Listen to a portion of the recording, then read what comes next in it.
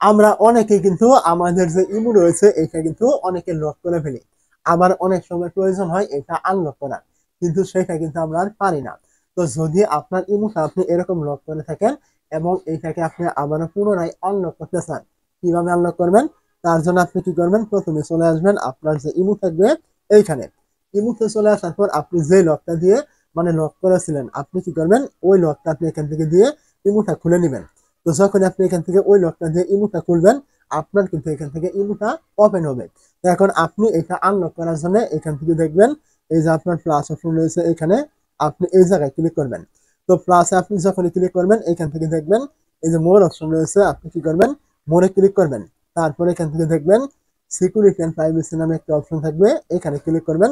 তো এখানে আপনি যখন ক্লিক করবেন এখান থেকে দেখবেন এই যে পাসপোর্ট লক নামে একটা অপশন এখানে থাকবে, এখানে ক্লিক করবেন। তো এখানে আপনি যখন ক্লিক করবেন এখান থেকে দেখবেন এখানে বেশ কয়েকটা অপশন কিন্তু এখানে থাকবে। তার ভিতর থেকে আপনি দেখতে পাবেন এই যে আপনার ডিসেবল পাসপোর্ট লক, এটা যেখানে থাকুক এখানে আপনি এই জায়গায় একটা ক্লিক করবেন।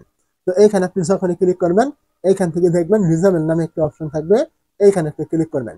তো এইখানে আপনি যখন ক্লিক করে দিবেন এইখান থেকে আপনাকে আগে যে পাসওয়ার্ডটা দিয়ে আপনি লক করেছিলেন আপনাকে ওই পাসওয়ার্ডটা এখান থেকে টাইপ করতে হবে।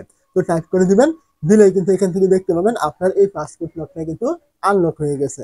দেখতে পাচ্ছেন এই যে পাসপোর্ট লক এটা কিন্তু অফ হয়ে গেছে। এখন যদি আমি ইমো থেকে বেরিয়ে চলে আসি তাহলে এখান থেকে দেখতে পাবেন আমার ইমোটা কিন্তু এখান থেকে আর লক কিন্তু নেই, এটা কিন্তু আনলক কিন্তু হয়ে গেছে। তো আপনি চাইলে কিন্তু খুব সহজে আপনার ইমোটি এইভাবে কিন্তু লক থেকে আনলক করতে পারবেন।